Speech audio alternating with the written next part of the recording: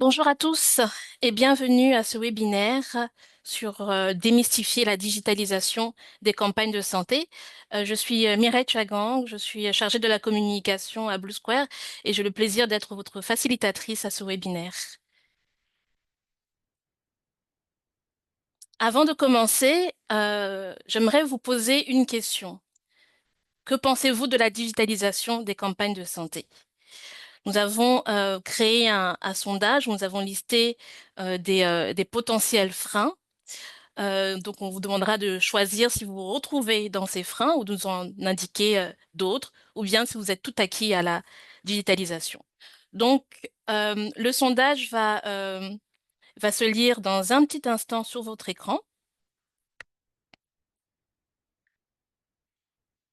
et on va se donner 1 minute pour y répondre.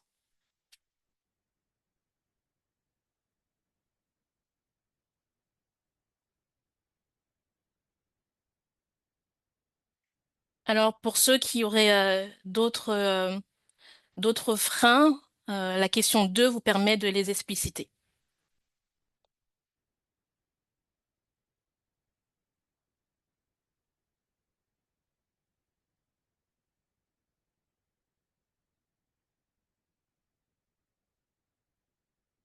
Encore 30 petites secondes.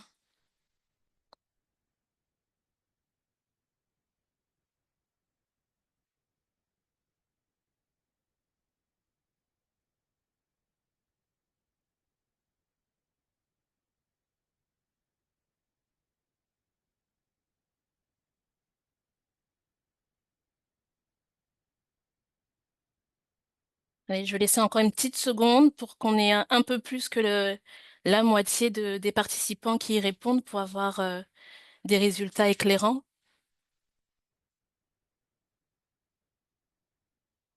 Allez, nous avons pratiquement 60% plus de 60% maintenant de personnes qui ont participé. Donc, on va regarder le résultat ensemble.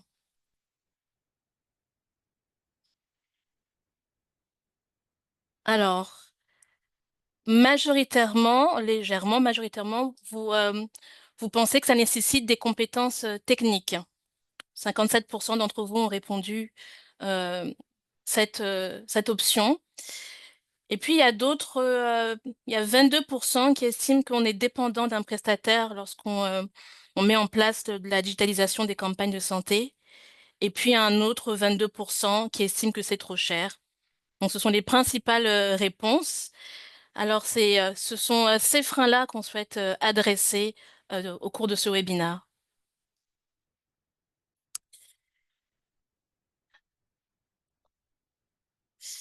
Alors, quelques mots de l'organisateur du webinaire. Donc, c'est Blue Square qui est une entreprise qui est spécialisée dans les systèmes d'information, l'intégration de données, l'analyse de données dans la santé, mais aussi dans d'autres domaines connexes tels que l'agriculture, l'éducation ou l'environnement. Et les solutions innovantes que Blue Square met en place permettent l'optimisation de la gestion des données et le renforcement des systèmes de santé ou d'autres systèmes.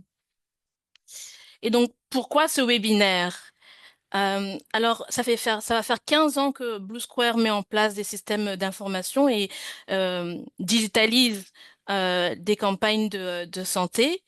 Et pour nous, la digitalisation, c'est un véritable plus puisqu'elle va permettre de renforcer les systèmes de santé, de renforcer la surveillance épidémiologique, de renforcer la distribution de produits entrants ou encore de renforcer la couverture vaccinale. Donc, pour nous, c'est un véritable plus.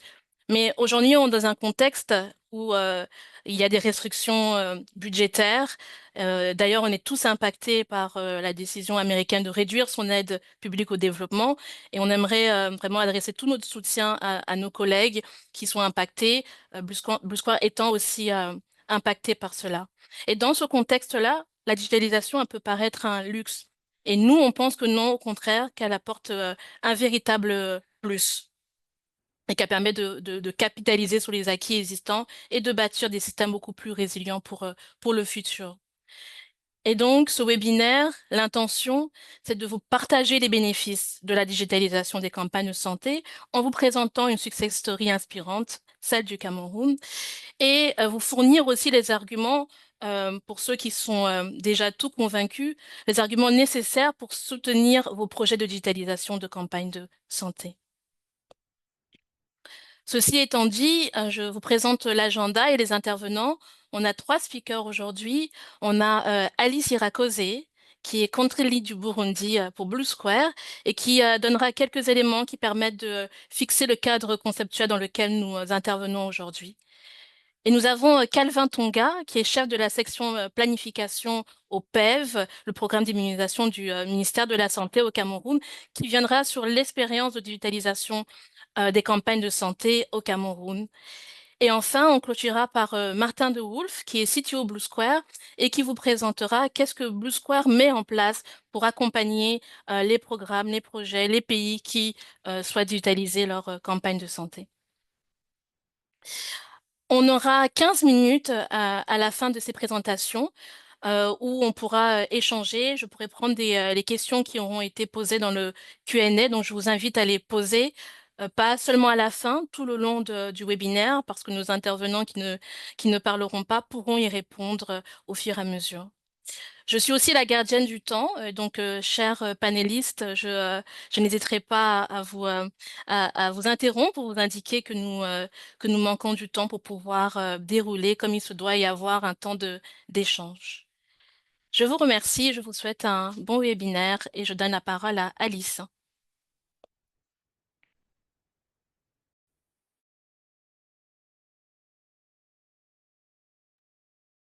Alice, oui, on ne t'entend pas. Alice, il faut activer ton... Merci Martin, merci Mireille. Bonjour à tous. Moi, je vais faire juste une petite introduction en fait avec quelques définitions que j'ai pu trouver ça et là, quelques concepts et également évoquer les objectifs en fait pour lesquels on peut penser à une digitalisation de campagne et terminer par les piliers qui seront développés par mes collègues. Donc, en commençant par les définitions, donc celles que j'ai pu trouver intéressantes viennent des documents qui ont été rédigés par OMS AFPO. Donc, à savoir que la digitalisation, donc, par exemple, consiste à introduire des outils numériques, donc des outils digitaux, pour remplacer ou rationaliser des processus sur papier ou créer de nouveaux flux de travail à travers l'ensemble des étapes d'une campagne. Et la deuxième définition qui ressemble un tout petit peu à la première, donc qui dit que la digitalisation en santé fait généralement référence à l'intégration des technologies digitales, donc dans les opérations de santé publique. Et vous pouvez voir que en fait, ces deux définitions rejoignent la digitalisation un peu dans tous les domaines. Prochaine slide, Mireille. Alors, oui, donc digitalisation. Donc, les définitions, mais pour quels objectifs? Avec les lectures que j'ai faites, je dirais que les objectifs en fait de la digitalisation sont simples et concrets. Pour ceux qui ont déjà vécu la digitalisation des campagnes en santé, des campagnes de santé, vous allez vous y retrouver. Donc, quels sont les 5 principaux objectifs que nous pouvons relever ici? Donc, il y a l'amélioration de la planification et de l'enregistrement des populations cibles. Donc, par exemple, grâce aux données géospatiales, aux registres partagés, donc les autorités sanitaires peuvent mieux identifier les populations, les populations à atteindre et adapter les interventions. Deuxième objectif, l'optimisation de la chaîne d'approvisionnement et de la logistique. Donc, l'utilisation des solutions digitales permet de mieux suivre l'état des stocks, d'anticiper les besoins et d'assurer une distribution efficace des différents intrants. La facilitation du suivi et de la supervision, donc en intégrant des systèmes de monitoring en temps réel, les responsables des campagnes peuvent ajuster. Ils peuvent ajuster leurs actions sur le terrain pour améliorer la couverture des différentes campagnes et s'assurer en fait que les différents intrants ou les différentes équipes puissent atteindre les cibles identifiées. Quatrième objectif, je dirais, c'est l'amélioration des paiements et des incitations aux agents de santé. La digitalisation facilite en effet la gestion des paiements, réduit les délais et améliore la transparence financière. Et le cinquième objectif, je dirais, c'est le renforcement de la gouvernance et de la coordination intersectorielle. Donc, par exemple, en intégrant les campagnes de santé dans l'écosystème digital global du pays, la digitalisation favorise une meilleure gouvernance. Je dirais, pour recouper le tout, que les campagnes de santé, donc qu'elles concernent la vaccination, la lutte contre le palu, donc comme la distribution de moustiquaires que nous sommes en train de préparer au Burundi actuellement, les campagnes CPS, les campagnes pour la lutte contre les maladies tropicales négligées ou même pour la nutrition jouent un rôle essentiel dans la prévention et le contrôle de nombreuses maladies. Prochaine slide, Mireille. Voilà, donc j'en viens aux piliers. Je vais juste les énoncer puis passer la parole à mon collègue qui va pouvoir mieux entrer en profondeur donc au niveau des piliers. Les piliers donc pour la réussite d'une campagne, quels sont-ils? Moi, j'ai pu en recenser 6 qu'on peut également retrouver donc dans les documents que j'ai évoqués, mais également dans des documents rédigés par CRS. Donc, il y a d'abord l'appropriation locale. Donc, il y a une nécessité ici d'un engagement de la part des autorités et des acteurs locaux pour garantir l'acceptation et la durabilité donc des outils digitaux utilisés. Il y a un partenariat à mettre en place, donc un engagement de plusieurs parties prenantes. Par exemple, au Burundi, on a au moins 4 ou 5 partenaires qui doivent participer dans les campagnes de santé. Et lorsqu'il s'agit de la digitalisation, ce sont les mêmes partenaires qui interviennent. Et dans ce cas, il y a tout un partenariat à mettre en place. L'alignement sur les systèmes de santé locaux, oui. Donc, par exemple, lorsqu'il y a un système national d'information sanitaire qui est déjà digitalisé dans un pays, il faut s'assurer que le système digital qu'on veut mettre en place soit aligné donc avec le système national d'information sanitaire. Et puis, il y a le fait de s'assurer d'avoir une technologie adaptative. Donc, c'est-à-dire que il y a souvent, donc les campagnes de santé sont souvent différentes, même si les différences peuvent être minimes. Il faut que les technologies qui sont adoptées puissent s'adapter aux besoins des pays. Et puis, je dirais, donc, comme cinquième pilier, l'utilisation des données, s'assurer que les données qui sont collectées vont être utilisées. Donc, garantir l'utilisation locale de ces données pour favoriser l'appropriation, mais aussi la production de données probantes, mais également que ces données puissent participer à la recherche et l'innovation. Et enfin, donc la gestion du changement, c'est-à-dire pouvoir promouvoir et s'assurer que toutes les parties prenantes voient et comprennent la valeur ajoutée de la digitalisation des campagnes de santé. Cela demande de consacrer du temps à l'adhésion et à l'acceptation. Voilà. Je vais passer la parole à mon collègue Calvin qui va entrer en profondeur dans tous ces concepts-là. Merci. Merci à Alice et bon courage pour la digitalisation de la campagne Milda au Burundi. Et tu avais également quelques slides de référence. De toutes les manières, ces slides seront partagés, donc vous pourrez aller en détail par la suite. Merci. Calvin, you have the floor. Bonsoir, je vais ouvrir ma caméra 1 minute, le temps de se voir, et je vais la refermer pour préserver la bande passante. Bonjour à tout le monde, content de me joindre à cet échange pour partager l'expérience du Cameroun pour ce qui est de la digitalisation des campagnes de vaccination. Donc, dans un premier temps, voilà, le plan de présentation va vous être présenté. Je ne vais pas y aller en détail. On va commencer par la raison pour laquelle le Cameroun a pensé à digitaliser ses campagnes. Les principales raisons tiennent à la difficulté à utiliser les fichiers Excel dans le processus, notamment la microplanification et l'agrégation des microplans des plus de 2200 aires de santé du pays à travers les différents niveaux de la pyramide sanitaire, l'impossible réutilisation de ces données parce qu'il faudrait de nouveaux fichiers, renseigner de nouveau, et puis les évolutions qui ne pouvaient pas être rapidement faites, les évolutions de la carte sanitaire qui ne pouvaient pas être rapidement prises en compte et la nécessité d'archivage et de revisite des données pour comparaison dans le temps, qui était un véritable défi. Nous avons donc regardé aux différents aspects que nous pouvions digitaliser pour les campagnes de vaccination. Et parmi les aspects qui sont proposés, diapo, nous avons identifié, diapo, nous avons identifié la planification, notamment la mise à jour de la carte sanitaire pour l'ajuster aux besoins de la campagne, la micro-planification de la campagne, les aspects liés aux besoins en vaccins et intrants de la vaccination, et en fait, le suivi des données de vaccination en temps réel dans le cadre de la campagne. On va commencer par parler de ce que nous avons fait pour ce qui concerne la micro-planification, diapo.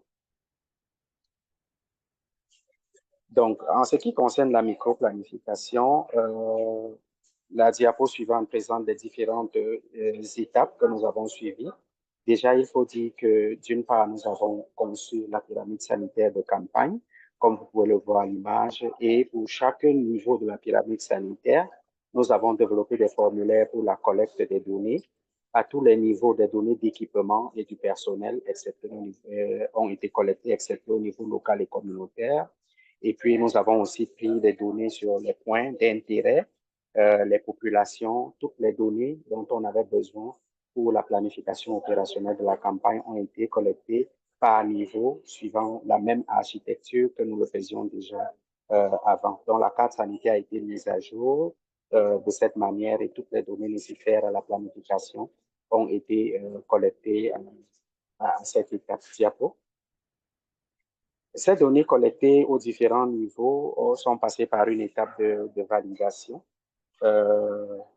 Donc, nous avons utilisé l'application Yazo, développée par Blue Square, qui permettait donc de faire la mise à jour des unités d'organisation, de regarder les données des formulaires, de les vérifier et de les valider le cas échéant.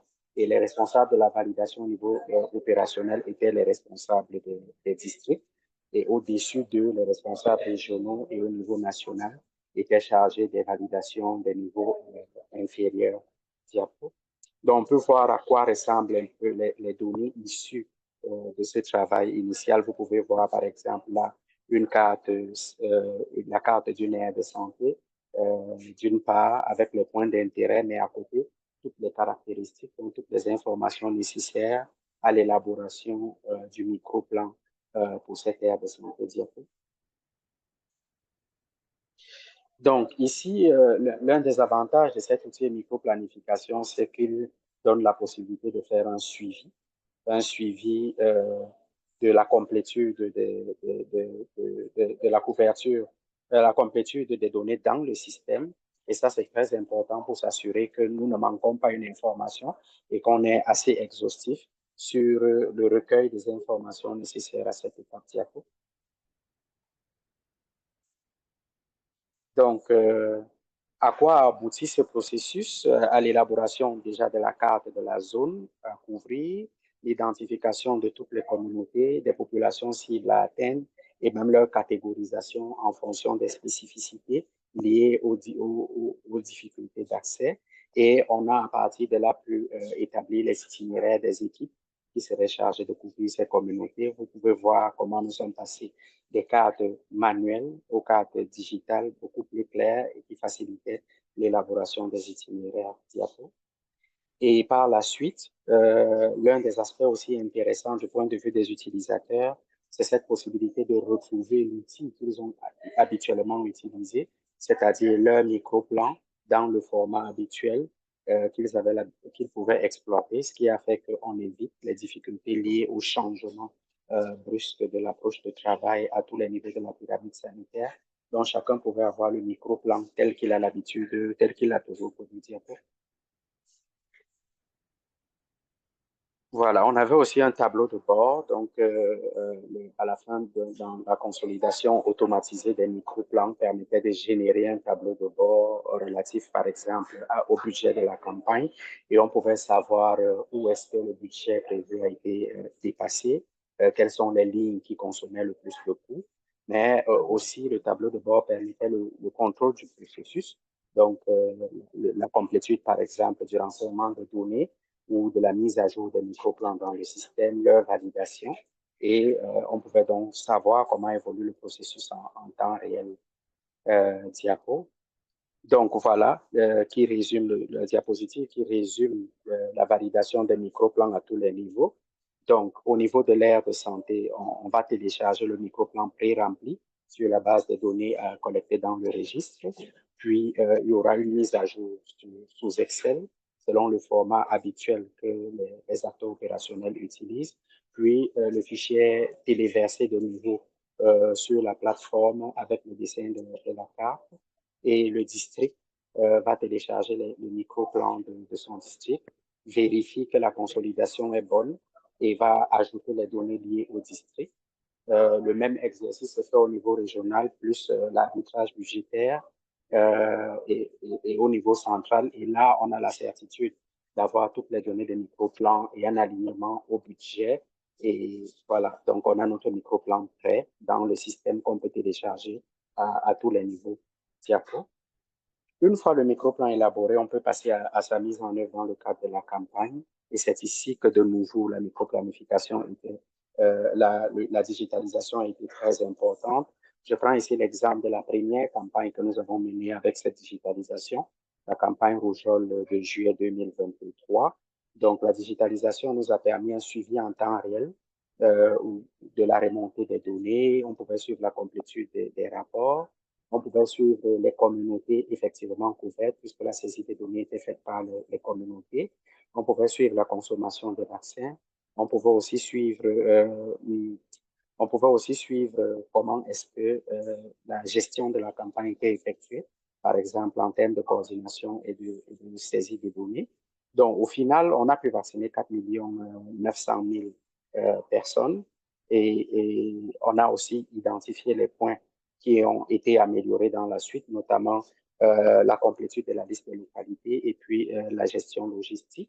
Dans la diapo suivante, vous pouvez voir le tableau de bord qu'on a utilisé pour le suivi des campagnes. Et ce tableau de bord pouvait être vu jusqu'au niveau du district de santé où on avait des agrégations jusqu'au niveau du district de santé. Et lors des réunions de coordination journalière, on pouvait quasiment en temps réel faire le suivi de la situation et prendre des décisions, ce qui changeait des retards qu'on avait avant cette digitalisation.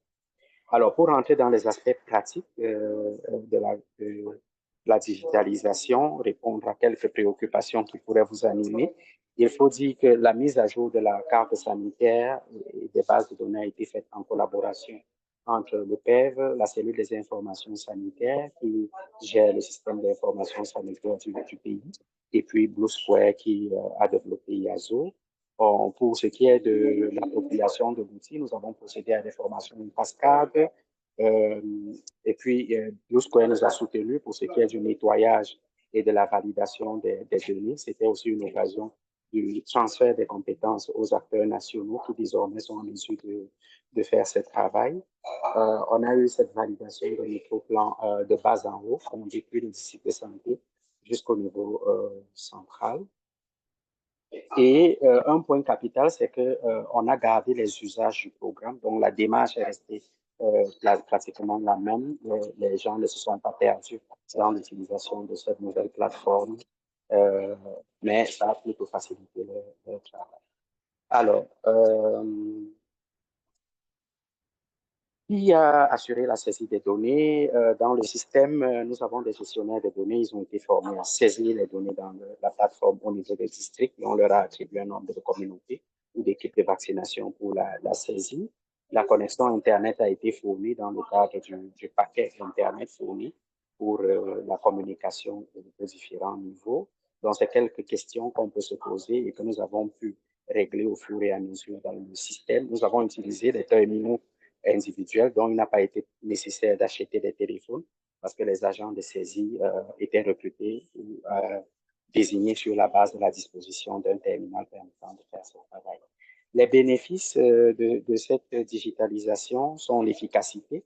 On a la précision dans les données qu'on suit et aussi la désagrégation de l'information juste au niveau communautaire, ce qui n'était pas le cas avant. L'efficience aussi, parce que les données sont disponibles en quasi temps réel et nous avons la possibilité de réutiliser tout ce travail pour les prochaines campagnes, ce qui nous épargne les collectes de données exhaustives et laborieuses dans le cadre des campagnes précédentes. On a la flexibilité parce que l'outil est le résultat d'une co-construction entre les acteurs du ministère et Blue Square, ce qui permettait de l'adapter vraiment aux besoins du pays. Et cette réutilisation des données nous fait d'importantes économies. Et on peut aussi les réutiliser en dehors des campagnes, y compris pour la carte sanitaire, comme c'est le cas en ce moment. Pour ce qui est de la durabilité, la réutilisation de la plateforme qu'on a adaptée pour les autres campagnes de vaccination, le fait que les acteurs formés continuent d'utiliser ces connaissances-là pour utiliser la plateforme IASO pour les différentes activités, et aussi l'appropriation de l'administration de la plateforme par les responsables centraux du programme font que l'outil est rentré dans les usages du programme. Et que nous le réutilisons à chaque fois pour les campagnes en faisant les mises à jour nécessaires et les adaptations nécessaires au format de la campagne. Diapo. Donc, en perspective, le programme entend étendre la digitalisation à la microplanification de routine. Donc, au-delà de la campagne, on veut rentrer en routine. Par ailleurs, nous voulons aussi renforcer la digitalisation de la collecte et du suivi des performances de vaccination en intégrant les analyses courantes dans le système pour faciliter la prise de décision. Cela est prévu dans la stratégie nationale de vaccination et la mise en œuvre devrait démarrer au cours de l'année qui a commencé. Donc, voilà ce que nous avons préparé pour le partage d'expériences sur le Cameroun et nous restons à votre écoute pour d'éventuelles questions. À vous.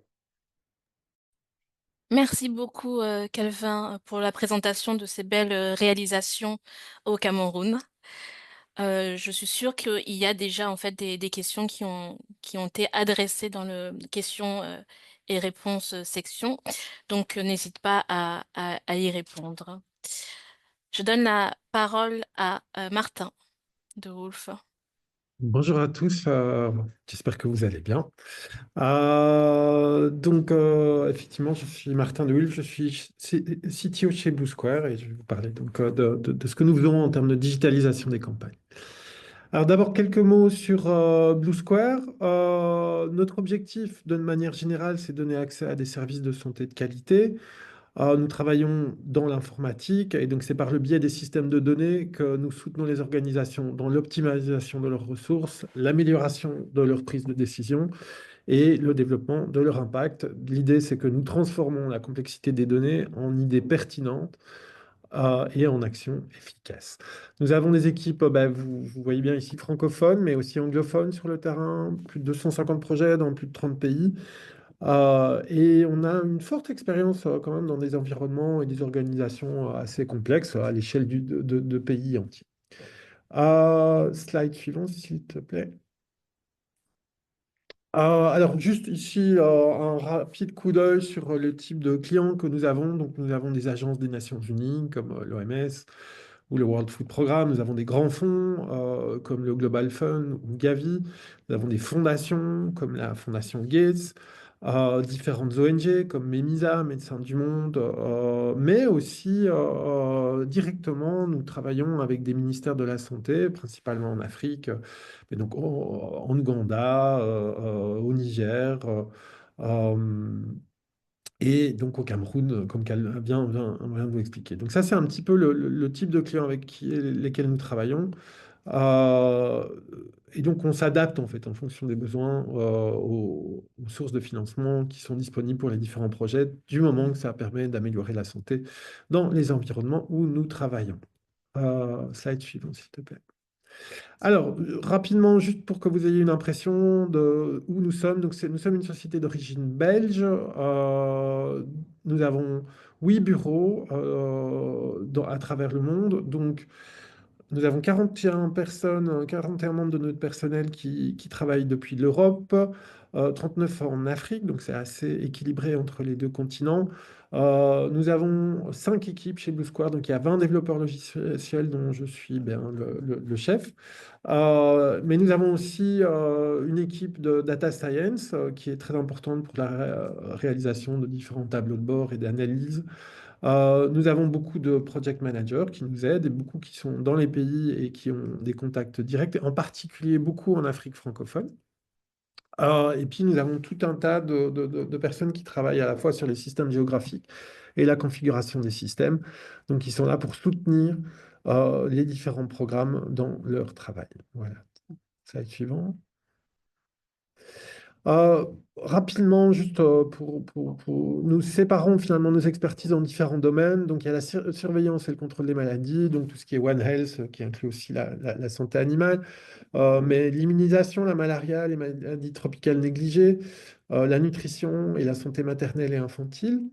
Nous travaillons, donc c'est un peu ce qui nous amène ici dans ce qu'on appelle la santé publique de précision, Precision Public Health. Donc là, nous faisons de la digitalisation des campagnes, la mise en place de cartes sanitaires, de géoregistres et donc la création de microplans. Ça, c'est un peu ce dont on va parler ici plus spécifiquement dans cette présentation. Mais nous faisons aussi du renforcement des systèmes de santé, donc nous faisons de la logistique, toujours des systèmes informatiques pour soutenir tout ça, mais de la logistique, et aussi le domaine par lequel nous avons démarré et par lequel beaucoup de gens nous connaissent, donc c'est le financement de la santé, en particulier basé sur le système de PBF, donc financement basé sur la performance. Et nous fournissons aussi des services d'infrastructure digitale de santé, donc principalement de l'hébergement, donc notamment de beaucoup de serveurs DHIS2, sur lesquels nous avons une grosse expertise, et aussi d'autres systèmes que nous mettons à disposition et qui sont utilisés dans le monitoring et l'évaluation. Alors, juste pour que vous ayez une petite idée, quelles sont nos références finalement en digitalisation des campagnes, comme ça vous comprenez pourquoi nous sommes probablement pertinents pour parler de tout ça. Bien, d'abord, nous travaillons déjà depuis maintenant 4 ans sur le support à l'initiative mondiale pour l'éradication de la polio, donc le GPEI, et nous travaillons avec eux pour la planification et le suivi des campagnes, donc en particulier au niveau de l'OMS-AFRO. Nous fournissons différents tableaux de bord auxquels probablement beaucoup d'entre vous ont déjà été exposés sur le hub du Hararti. Nous faisons du support, ben ça on vient d'en parler, au programme de vaccination du Cameroun et aussi maintenant au programme de lutte contre le paludisme pour les campagnes. Donc on fait effectivement les microplans et le suivi pour la rougeole, la fièvre jaune, la polio, enfin en fait toutes les maladies qui sont gérées par le programme de vaccination. Et pour la malaria, nous avons participé aussi à des campagnes de CPS, de chimioprévention saisonnière et d'introduction du vaccin malaria. Au Niger, nous faisons des activités similaires, notamment avec la direction de l'immunisation. En Côte d'Ivoire, nous travaillons plus spécifiquement dans la malaria, et ça, je vais en parler un petit peu plus tard, mais aussi, par exemple, nous avons fait un suivi au niveau des ménages, de la distribution des moustiquaires, et nous allons faire au mois de juin le suivi de la CPS. Mais avant tout ça, avant vraiment ces activités de campagne, nous faisions depuis des années du recensement des structures de santé, du suivi des travailleurs de santé communautaires dans différents pays, la RDC, le Niger, le Burkina. Mais il est aussi important de mentionner que, bon, ici, on va vous parler pas mal d'outils de Yaso que nous avons développés, mais en fait, nous sommes complètement ouverts à travailler avec d'autres systèmes si, en fait, c'est ça qui fait du sens dans le contexte actuel. Nous ne venons pas d'office remplacer les outils existants.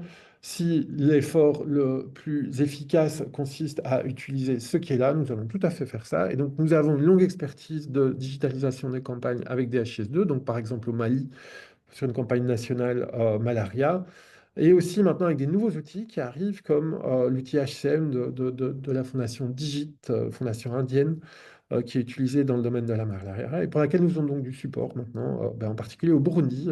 Alice en parlait tout à l'heure, même si elle n'a pas mentionné l'outil. Slide suivant, s'il te plaît. Alors, c'est important de parler un petit peu de la philosophie de nos interventions, donc en quoi la façon dont nous travaillons finalement est adaptable aux programmes avec lesquels nous travaillons. Donc, il est vraiment important pour nous de s'adapter au contexte, d'améliorer sans réinventer la roue. Donc, considérer les outils déjà présents, vous l'avez déjà vu un petit peu avec des rapports, etc., qui suivent les formats existants, Faire le bon niveau de digitalisation, donc notamment, nous pensons qu'il n'est pas toujours raisonnable de digitaliser jusqu'au dernier niveau de la pyramide de santé, jusqu'aux ménages, jusqu'aux enfants, parce que ce n'est pas toujours réaliste d'un point de vue humain, donc ça augmente l'encodage, et financier, vu que ça augmente les besoins en digitalisation et en formation. Donc on va essayer de trouver une approche qui, en fait, améliore les performances, mais sans en augmenter trop le coût. Donc nous considérons les coûts. Nous cherchons vraiment à travailler dans ce contexte où les travailleurs de santé ont énormément à penser. Donc, on va essayer de simplifier autant que possible pour eux l'encodage, détecter et prévenir les erreurs et par exemple éviter la création de doublons, d'encodage double d'enfants ou de ménages. Ce qui est très important aussi, c'est de fournir des outils qui supportent de très grandes équipes. Donc, par exemple, au Cameroun, on voyait 900 utilisateurs pour la première campagne, mais nous avons eu de l'ordre de 2 à 3 000 vaccinateurs, pardon, distributeurs de moustiquaires en Côte d'Ivoire. Enfin, tout ça est vraiment fait pour gérer ça à des grandes échelles avec aussi plein de fonctionnalités pour rajouter et enlever. Le but aussi vraiment est d'autonomiser. Donc nos outils sont open source, ça c'est un point important, comme DHIS2, comme Digit, et permet des installations locales. Donc dans les clouds souverains, donc s'il y a un cloud du pays, on est tout à fait preneur pour aller s'y installer, dans des data centers locaux, chez des télécoms, ou dans notre cloud, si c'est ça la solution la plus efficace. Nous fournissons des formations, donc le but c'est que les programmes soient indépendants à la fin, et nous mettons vraiment l'accent sur la configurabilité. Vous ne devriez pas normalement, une fois que le projet est fini, avoir besoin de nous pour faire des changements au système. Donc si vous avez, c'est vraiment un objectif important, c'est qu'il n'y ait pas une dépendance technique à nous. Le but c'est que vous soyez indépendants. Et un point important, c'est que nous visons la réutilisation, donc permettre la mise à jour des données d'année en année sans tout réencoder, pour garder finalement plus de ressources pour les activités elles-mêmes. Slide suivant, s'il te plaît. Alors, nous avons identifié plusieurs besoins en digitalisation des campagnes, en dehors de certains que j'ai déjà mentionnés dans la philosophie plus tôt.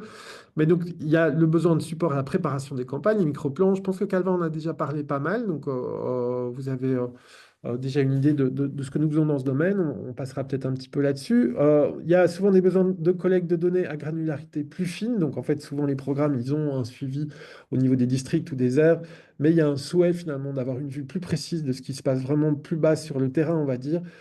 Et donc, on va essayer de fournir de la digitalisation qui est capable de supporter jusqu'au niveau des enfants ou des ménages. Ce qui est très important, je pense, dans le cadre des campagnes qui sont des opérations de très courte durée, c'est de faire du rapportage en direct et donc pas avec un délai parfois de 12 heures, 24 heures avant d'avoir les rapports, parce qu'on doit être capable de réagir le soir même disons, du samedi, qui est le premier jour de la campagne, pour décider ce qu'on va faire le dimanche. Donc il est très important d'avoir un rapportage qui soit très rapide. Donc j'ai déjà mentionné que nous souhaitons faire la gestion de grandes équipes. Un point important aussi, c'est de faire l'intégration avec les outils de rapportage existants, comme par exemple DHIS2. Donc, les outils qu'on fournit permettent d'exporter des données agrégées vers DHIS2. Et aussi, de plus en plus, nous voyons apparaître le besoin de mettre en place des paiements mobiles qui permettent d'aller payer directement les travailleurs de santé après validation de leur travail. Slide suivant, s'il te plaît.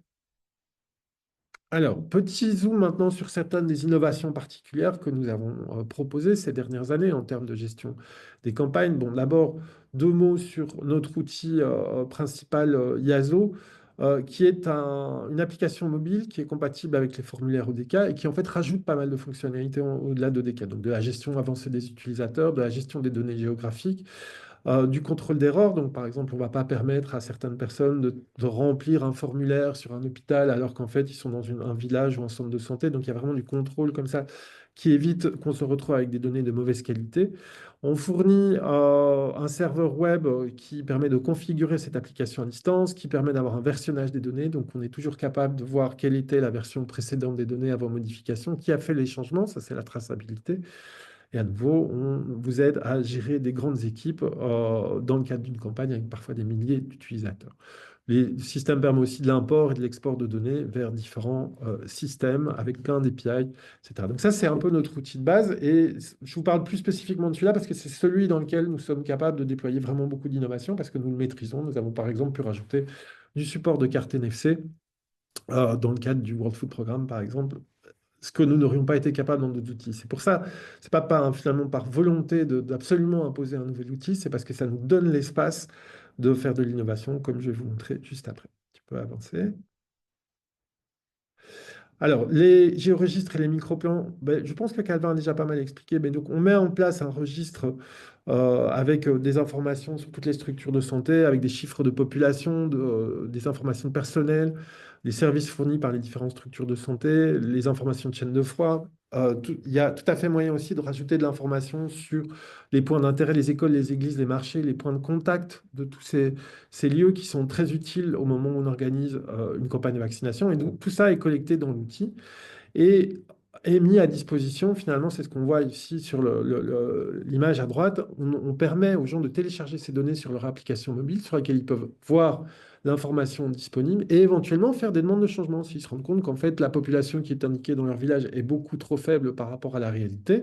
Ils peuvent faire une demande de changement qui ensuite est envoyée au système auquel il sera soumis dans lequel il sera soumis à validation avant d'être accepté et diffusé à l'ensemble du système. Donc il y a vraiment un système d'aller-retour qui permet d'améliorer la qualité. Alors, slide suivant. Donc, Calvin a déjà montré un petit peu, ça c'est les interfaces qu'on rend disponibles, c'est le registre web à gauche, l'interface sur le mobile à droite. Je ne vais pas rentrer dans les détails, mais tout ça, c'est juste pour vous donner une impression de ce à quoi ça peut ressembler. Et ça permet donc de faire ce travail de mise à jour. Donc, comme un Calvin a dit, à partir des données qui sont dans un système comme ça, nous sommes capables de générer des documents qui sont en fait dans les formats qui sont utilisés habituellement. Donc ça, c'est là une partie qui est configurable aussi. Donc, qui est la gestion notamment de fichiers Excel qui en fait peuvent être utilisés pour calculer les budgets des campagnes par aire sur base des données qui sont dans le registre. Suivant. Alors, donc, tout ce qui est microplan a déjà été présenté pas mal par Calvin, mais au Cameroun, ils n'ont pas encore utilisé de nouvelles fonctionnalités comme celles-ci, qui sont le suivi vraiment de ce qu'on appelle les entités, mais donc c'est-à-dire les bénéficiaires, les enfants, les ménages. Et donc, Yazo supporte ça, donc c'est vraiment quelque chose qui vient en plus de ce que ODK pourrait vous fournir. Donc, on vous permet d'avoir des dossiers patients, et à chaque rencontre avec le patient, vous avez un formulaire spécifique, donc un enregistrement, puis enfin, une distribution de médicaments, et puis une deuxième dans le cadre d'une CPS et différents cycles comme ça. Et l'outil est capable d'avoir une logique de programme. Donc, il est possible, par exemple, de s'assurer qu'on ne pourra pas remplir le formulaire de cycle 2 avant d'avoir rempli le formulaire de cycle 1, pour donner un exemple simple. Et on peut suivre des workflows, comme on voit en bas à gauche, dans l'application. Et on a cette possibilité donc d'avoir un dossier vraiment individuel dans l'application. Alors, tu peux avancer. Alors, qu'est-ce qu'on fait avec ça? Par exemple, ben, on fait de l'encodage de ménage. Par exemple, en Côte d'Ivoire, on a fait ça en juin passé, je pense. On a fait de l'enregistrement de tous les ménages, donc du comptage des lits et des enfants dans les ménages et la distribution de QR codes à ces ménages. Et 2 semaines plus tard, ces ménages peuvent se rendre alors dans des centres de distribution où on scanne les QR codes qu'ils ont reçus, on retrouve leur dossier, on voit combien de lits ou d'enfants ils ont, et on donne le nombre de moustiquaires correspondant au nombre de lits. Donc il y a moyen d'avoir une gestion de logique comme ça en plusieurs points pour une seule entité, ici un ménage. Vous avez quelques images un petit peu de ce à quoi ça ressemble. Donc, on supporte ce genre de processus. Alors, ce qui est génial quand on a ce genre d'informations hyper détaillées, c'est qu'on peut faire ce qu'on voit au slide suivant. On peut... Slide suivant, s'il te plaît.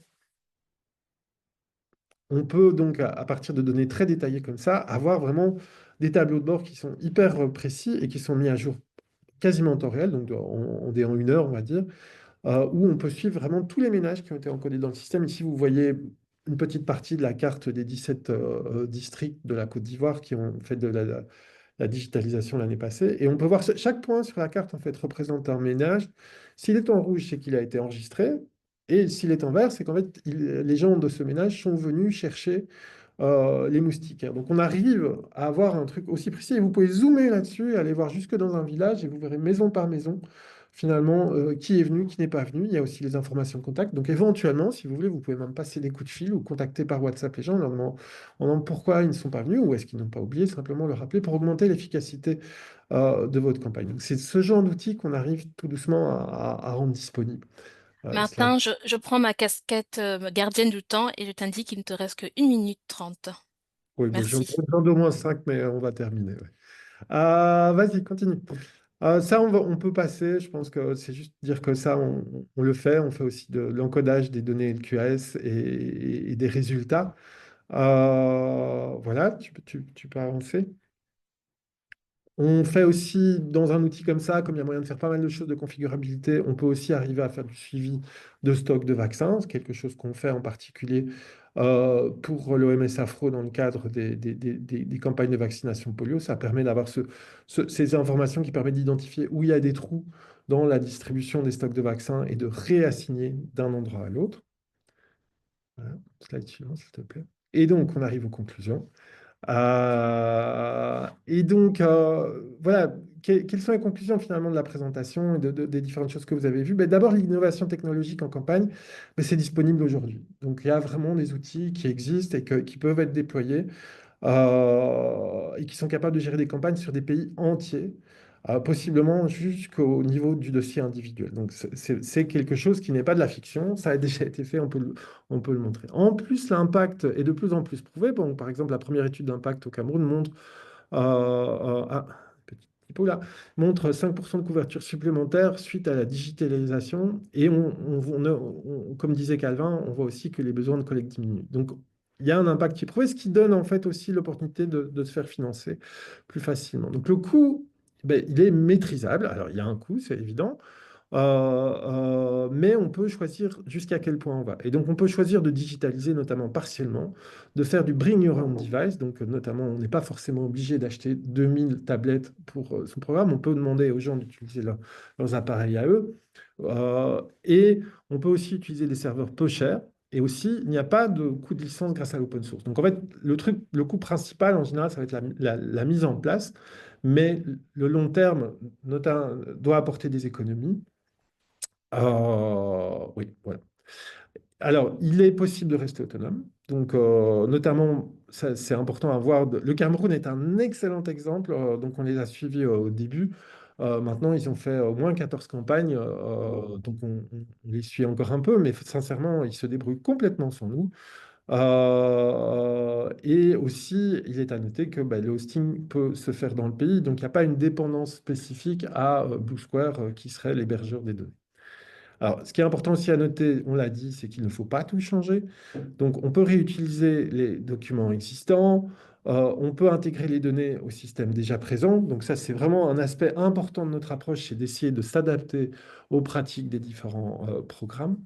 Et petit point bonus, c'est qu'il y a quand même des financements qui sont disponibles pour ce genre d'activité. Donc on voit que Gavi, Chai, le Global Fund, la Fondation Gates financent des projets de digitalisation des campagnes et qu'il y a probablement d'autres organisations qui le font. Ça, c'est juste celle dont on a conscience, mais peut-être que c'est un point intéressant à avoir en tête, c'est que si vous avez envie de faire ce genre de choses, en fait, il peut y avoir un support institutionnel de ces différentes organisations qui souhaitent améliorer finalement l'efficacité des programmes de santé pour avoir un impact positif sur la santé dans tous les pays.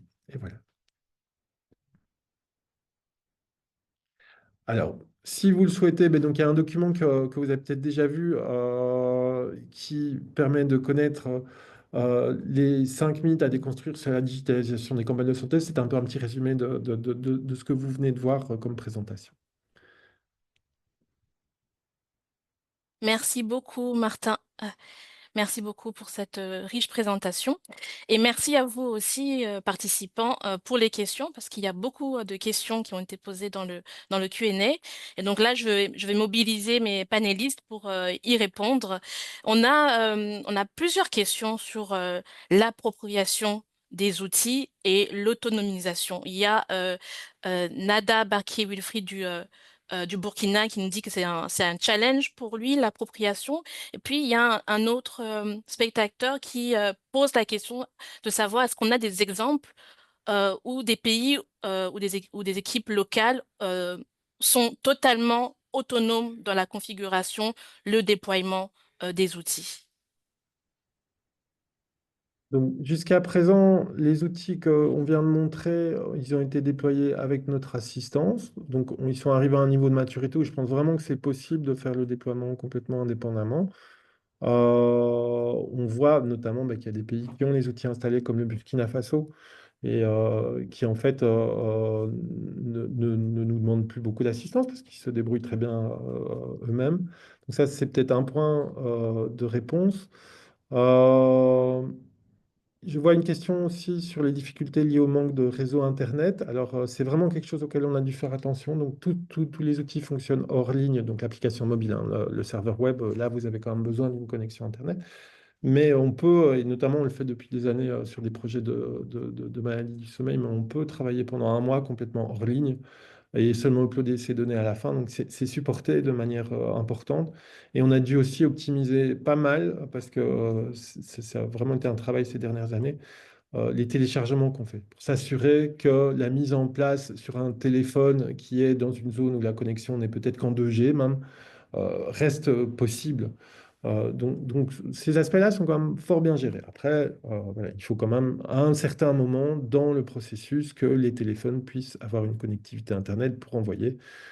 Ça, c'est évident. Mais la connectivité peut être minimale. Merci Martin.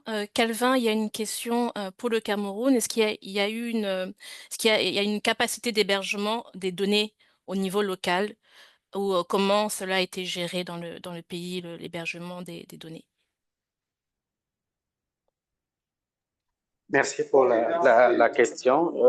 Au niveau du Cameroun, nous avons travaillé avec le serveur en ligne fourni par Blue Square. La réflexion est en cours au niveau du ministère de la Santé pour le transfert sur des serveurs locaux. Donc, la digitalisation s'étend, ce n'est plus seulement au niveau du PF. On a le Programme national de lutte contre le paludisme et d'autres entités qui sont intéressées par cette digitalisation. Et la réflexion est menée pour ce transfert vers le serveur national. Donc, la Société nationale de téléphonie, comme telle, a un data center et des travaux sont en cours pour voilà, un hébergement local sur les serveurs de Camtel, dont les collègues de la cellule informatique sont à pied d'œuvre à cet effet. À vous. Merci beaucoup. Il y a une question, alors c'est qui a été posée par Kojak Tech, qui demande s'il y a des expériences, si on a des expériences dans des domaines comme la planification familiale, pour lesquels, dans certains milieux, les femmes veulent bien bénéficier du service, mais de façon clandestine. Donc voilà, est-ce qu'on a ce type d'expérience et en quoi la digitalisation peut aider dans ce contexte-là où, où les femmes ne sont pas prêtes à se montrer pour pouvoir bénéficier des services? Nous n'avons pas cette expertise-là. Je dirais que ce que nous avons d'un petit peu similaire, c'est des gestions de patients qui ont le sida, dans lequel il y a aussi un besoin d'anonymité et donc dans lequel nous n'avons pas les noms des utilisateurs, nous avons simplement des codes uniques qui sont utilisés pour les suivis. Et donc, il y a une volonté de discrétion. Donc, on supporte des choses comme ça, mais bon, le use case vraiment de clandestinité, ça, j'avoue que je ne le connais pas bien. Merci. C'est une question pour le Burundi, même s'il n'y a pas eu de présentation spécifique du Burundi, mais il y a un intérêt de savoir quelles sont les principales leçons apprises sur la faisabilité de la digitalisation, je suppose, de CDM, c'est la campagne MILDA, au travers des différentes digitalisations de pilotes qui ont eu lieu auparavant. Donc c'est pour toi, Alice, peut-être tu as des éléments à Oui, apporter. oui, juste quelques éléments. Alors, quelles sont les leçons apprises? Déjà, le précédent pilote qui avait eu lieu en 2022 avait donné de bons résultats, mais on s'était rendu compte en effet que les difficultés liées à la connectivité Internet en fait nécessitaient de pouvoir rendre cette connexion disponible un peu partout dans le pays. Et je dirais que dans la campagne qui est en cours de préparation actuellement et pour laquelle les formations en fait sur le terrain sont en train d'être dispensées. Aujourd'hui, on va donner la possibilité d'avoir une connectivité via, par exemple, l'Umitel. dans les tablettes qui vont être utilisées au niveau de tout le pays. Et cela, c'est pour la connectivité Internet et la disponibilité des données. Pour garantir également, donc actuellement, on est encore en train de piloter dans la province de Kirundo avec un nouvel outil qui permet donc la collecte en offline et de pouvoir prendre les données disponibles lorsqu'on est connecté. Et une fois ce pilote évalué, on pourra vérifier si ça peut être fait dans tout le pays. Mais ce que je voulais dire, en fait, c'est que donc pour le problème de la connectivité, c'est rendre les tablettes connectées un peu partout dans le pays, donc là où c'est possible. Et ensuite, s'assurer d'avoir un outil qui puisse être facilement utilisable par les agents digitaliseurs. Et aussi avoir, donc je dirais que l'autre solution qui a été mise en place actuellement et qui va être également pilotée à Kirundo, c'est d'avoir des assistants techniques de proximité, donc qui puissent aider les agents digitaliseurs dans l'utilisation des tablettes pour pouvoir garantir une appropriation de l'outil, dans l'utilisation de l'outil, donc avoir des assistants techniques, ce que nous avons appelé des ICT4D, sur la demande du programme national de lutte contre le palu. Donc, ils ont demandé à ce qu'il y ait des assistants techniques dans tout le pays de proximité qui puissent aider et qui puissent garantir l'utilisation correcte de l'application qui est en cours de développement. Donc, à savoir Digit, comme Martin l'avait dit. Voilà. Merci Alice. Il y a encore beaucoup de questions qui viennent, donc beaucoup d'intérêt. On n'a que 2 minutes, donc malheureusement, on ne pourra peut-être pas répondre à toutes les questions. On a une question de Alice depuis le Congo-Brazza qui met le doigt sur un des freins que Blue Square avait identifié, qui est que il y a pas les ministères n'ont pas la main au final sur leurs données. Et donc, ils demandent qui a le monopole des données dans le serveur Yazo. Alors, peut-être que l'expérience du Cameroun pourrait éclairer celle du Congo-Brazza ou d'autres pays. Donc, Calvin, est-ce que tu as tu pourrais apporter un éclairage au travers de l'expérience du Cameroun à Alice qui demande qui a le monopole des données dans le serveur Yazo.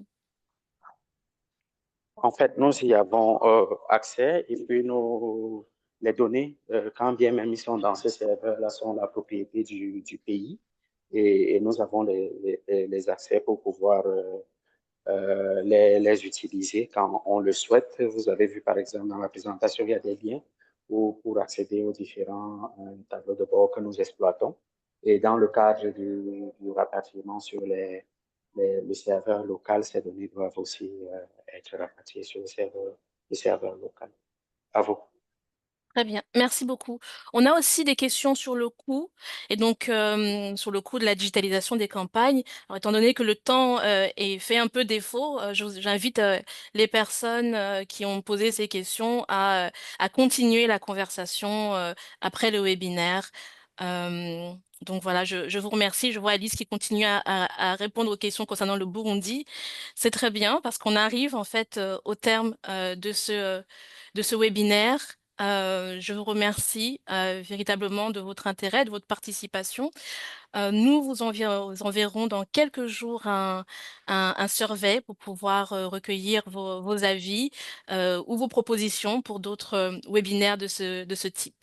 N'hésitez pas à nous recontacter d'ici là à travers le site internet ou l'adresse email dédiée. Je vous remercie, je vous souhaite une très belle fin de journée partout où vous vous trouvez. Et à tous. Merci Mireille. Au Merci revoir. beaucoup. Merci à tous. Mireille, merci à tous. Au revoir.